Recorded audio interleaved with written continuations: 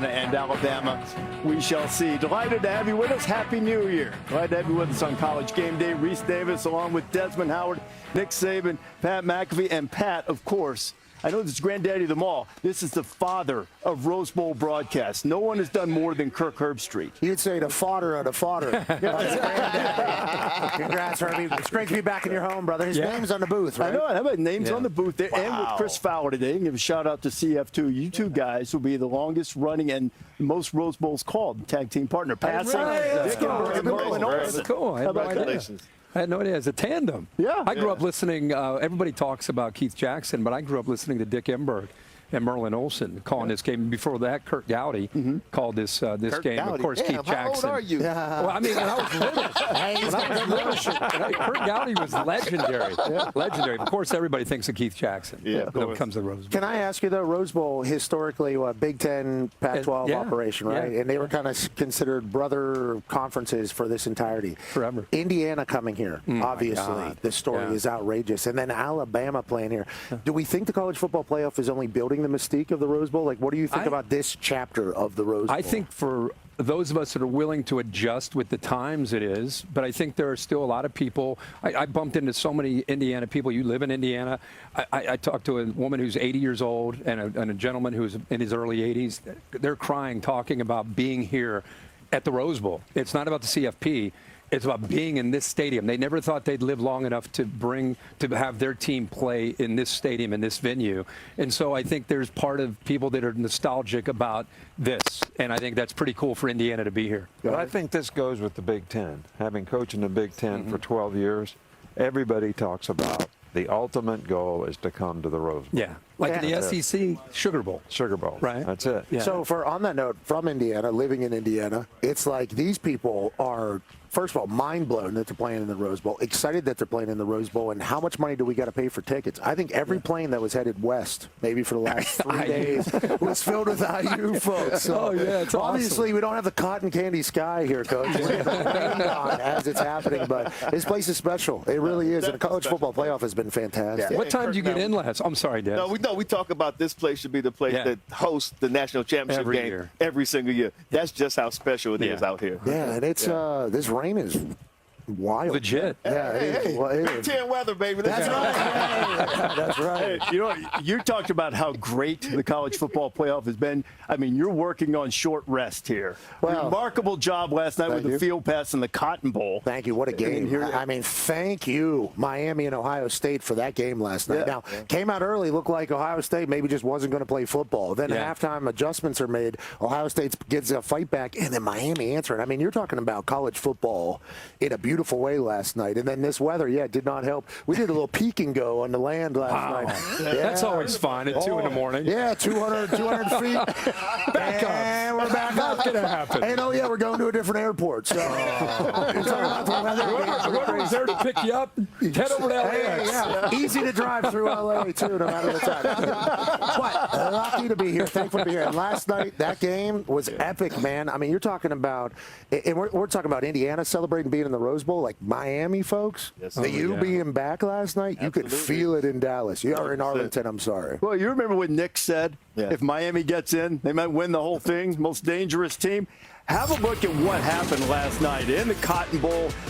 More than worthy as they move on. So they await the winner of tonight's Sugar Bowl game between Ole Miss and Georgia. Miami will be waiting if the Dogs were to win. Carson Beck with a reunion with the Dogs, but there's a whole lot before that. And it was a really physical, impressive performance by the Hurricanes. I think everybody who's watched Ohio State, the 2 games they got challenged at the line of scrimmage were Texas and Indiana. And because of that, here comes Miami. And everybody knew that this was going to be a very big challenge for Ohio State's offensive line. It proved to be very, very true. But I think what stood out is Ohio State fought back, got themselves in a position with the football late with a chance to go down, maybe take the lead. Miami's defense comes up with a stop. There's 5:50 to go in that game. And Miami takes the ball. They run it 7 times, 2 passes, and kill the clock and kill the will of Ohio State. So, again, they did the same thing against Texas A&M, by the way. Late in the game, 3-3 on the road, 3:50 to go, Des. 5 runs, Fletcher, just kind of like waited for that moment and really imposed their will at the right time. So congrats to Miami and Mario. This is what he envisioned when he left Eugene to head back to Miami to his alma mater. So Coach Saban told us that this generation, the one thing that they respect is being disrespected because it motivates them. It's not really money, but if they're disrespected, they get motivated.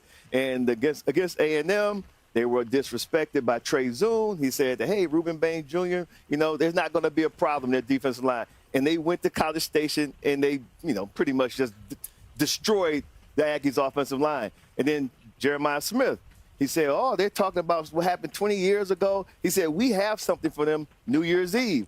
I was around these players, Pat. These guys, they internalize all that disrespect, and then they go out there and take it out on the field. They never return the disrespectful comments. They do it with their actions. Kudos to Mario Cristobal, his staff, and those players for internalizing the disrespect and going out there on the field and then just handling their business. Yeah, they internalize it, and then after the game, they'll let you know. And I think that is why they say he who laughs last. Exactly. Yeah, laughs the hardest. The whole watching last night, it's like the U is back, and you watch that defense. Even when Ohio State was starting to put some drives together there, every hit was a gigantic one. And I got to give credit to the SEC officiating crew last night, too. They didn't call anything. We talked to them before the game, and I said, what's your guys' style? What's your style? They're not paying to watch us throw flags, is what the ref said. And I said, I like that. I like that a lot. That's great. That's right. So during every single kickoff, the white cap is standing right next to us for that field pass, and I'm like, hey, no flags. Let's go. Actually, so who deserves some credit? I think so, but it wasn't just me. AJ, Darius, all of us on the sideline because let them play. Let the guys play. Now, granted, on that note,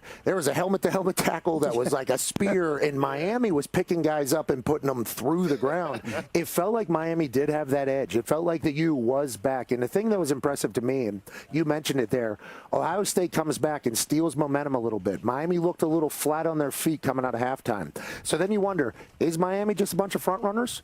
Is Miami a team that can go ahead and stop another team, the national champion, from rolling? And whenever they took that momentum back from Ohio State, I'm like, this team sits in the pocket. This team will fight you. And if Carson Beck's going to have time, he's going to be able to spin it. And Fletcher and Brown, and I believe there was a Pringle, and there was all these guys in the backfield that were able to move. It's like that Miami team is impressive, and they want to fight you, just like Coach Cristobal, Coach. Right. Well, I think that impressed me the most is how relentless Miami competes in a game. Yeah. To your point, when Ohio State came out and answered the bell in the second half, I mean, Miami just kept playing, and they just drove through the smoke, and they made the plays they had to make when they needed to make them. A couple third down conversions in that last drive, which was critical.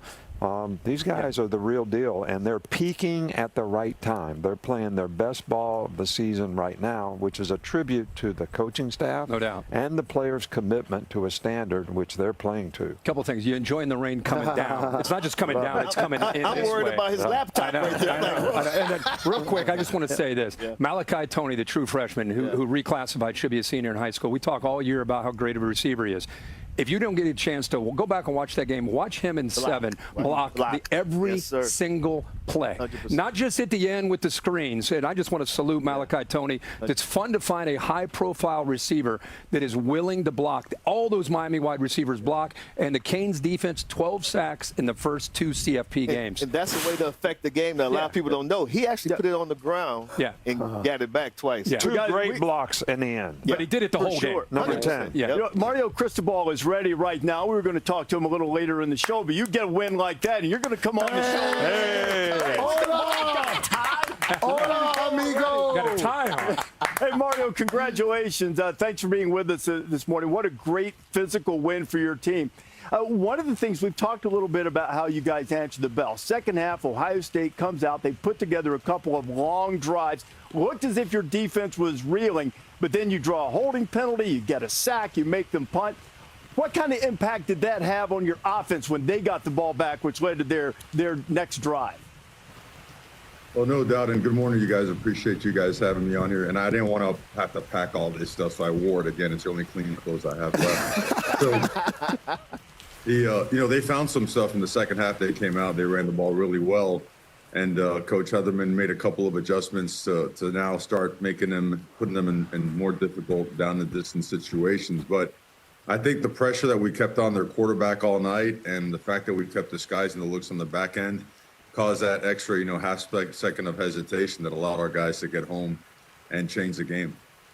Coach, hey, I was down there at College Station, and I don't think if you weren't there, you could fully understand what that wind was. I mean, you're talking, that was like 40-mile-an-hour gusts, 30-mile-an-hour gusts. I think a lot of people weren't expecting much from your offense against this Matt Patricia-led Ohio State Buckeye defense.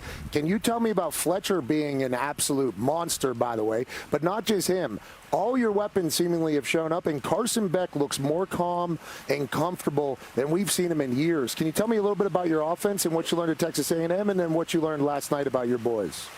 Well, I mean, both those defenses, there's not a lot of air in the run game. You have to make those, like coaches tell us, those muddy, bloody yards. And your guys up front have to come to play and know that it's a rock fight. And, as much as you got to hit them, you got to be willing to take the hits and just keep coming. And I think our guys they really like that type of, mentality, DNA, where I think we're wired in that manner. But more importantly, I think we all recognize that we have a long way to go, and we're getting better every week. We're going to get a little bit better. So, but Mark Fletcher, I think Marty, Brown last night, you saw him a little bit as well. Those guys are, 225, 230 pounds, and they're built for that kind of stuff. And when you're playing, teams that keep jumping into bear fronts and +1 in you, and sometimes in cover 0, and you still have to run the ball, you better create a little bit of movement. I think our guys did a good job of that. Mario, congrats on a huge win and a great run so far in the CFP. I just wanted to ask you, just talked about Malachi Toney, C.J. Daniels, and just the culture of the receivers. And everybody thinks of you. They think of offensive line play, physicality, toughness.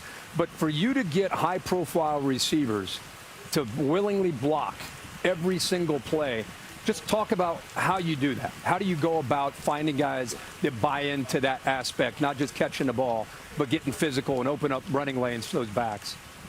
Yeah, I appreciate you mentioning that because, and look, I'm beyond excited about the way our trenches are developing, and they got a great way about them and a great approach on a weekly basis to really just get in there and get muddy and bloody. But the physicality and the dog mentality of our skill positions, I think, were the separator, and not only last week but this week as well. They stick their face in there, they run their feet through contact. People are bombing safeties down and inside the blocks and +1ing us all the time, and these guys have done a really good job going in there and knocking them around and sometimes getting knocked around a bunch as well. But there's no fear, there's no hesitation, and if you watch them on film, they're celebrating as much or more on those big runs when they're blocking than when they actually catch a pass. Yeah, that's cool.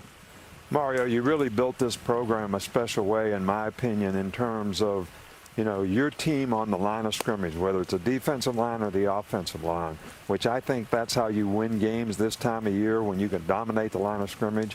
And your guys have done that tremendously. I mean, in both games against A&M, you ran the ball at will, and last night, Ohio State, who's supposed to be a really physical team, you guys dominated the line of scrimmage on both sides of the ball. You built the program that way. How important is that in terms of you guys continuing to make a run? Well, I mean, it was one of the greatest lessons under you at Alabama, right? You used to tell us all the time, mass kicks ass, right? So we did get some big, massive guys. And I guess the best way to say it, Coach, we're getting better. We're getting better quality football players, better quality human beings, elite competitors, and we're starting to stack them up. And the guys that, honestly, the best part of our team right now are the guys that got here year one when we were getting our faces kicked in, all right, in 2022. We're getting beat by Middle Tennessee out there. We're getting smacked around by teams by 30, 40 points. And they're the foundation, and they've been through that. So they're great leaders. They set the tone on a daily basis, and they sure as hell don't let people slip. Well, one coaching point I'll have for you, Mario, since you mentioned it. 3rd and 3 is not the time to go to goal line. He froze. I don't know if he heard that. That might be the big change. Text might have slowed down the canes right there. Hey, do we have Mario, or did we lose him there, guys? Can you hear me? I can see you. And I can hear you can hear. We're not sure if we can see him. Desmond, what do you got for Coach? Coach, congratulations. Well, I mean, go ahead. Coaches say don't go to goal line. How about if you got 2 downs? I mean, you used to have that kind of mentality, but now that you're in the big business and the TV world, I guess you think differently. Hey, on that note, Hey, Coach, 4.5 yard on your own 32. You choose to punt. That felt like a massive decision at the time, but ended up being the right decision at the time.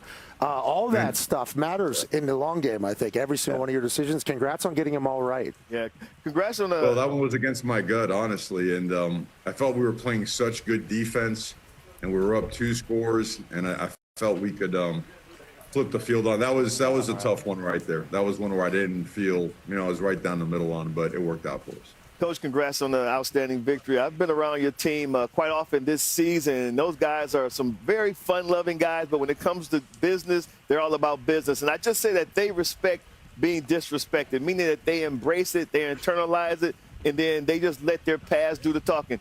Tell us about your personality of this team. What is this team like? Where are they built, like, personality-wise? They love to get after it. They really do. Football is really important to them. It's like the top of the priority list for them. So, I'm not the easiest guy to get along with. You could ask Coach. So these guys do a great job just pushing. They really do. There's no complaints. There's no pushback. We're building a facility. We got to run outside, run inside, go around, all kinds of crap. Add like another 1,000 yards a day of running just to be able to, to conduct practice. And there's no pushback. They just go. And honestly, they're such great human beings that you exhaust yourself trying to do everything possible to help them be the best they can be. They are awesome. They make all of us a better coach, but it is a complete team effort. There was a couple of times last night I could have got you with a double leg. Just want to let you know. You're going to get nice and beat up when I see you. Hey, before we let you go, where are you watching the game tonight, Mario? We'll be. We're on to the next potential opponents, but we'll be at the house. We're flying out here in a little bit, man. Coach knows I got like 1,000 Cubans with me, man. Trying to get out of here is like, holy crap. Well, kudos, Mario. You got them peaking at the right time, baby. You got them peaking at the right time. Keep them pissed off, Appreciate though. you guys. Thanks for having me. Keep them pissed off. Hey, congrats, Coach. Great win, Appreciate Mario. you. Thank you for your time this morning. Mario Cristobal, head coach of the Hurricanes, is there. Moving on to the Fiesta Bowl.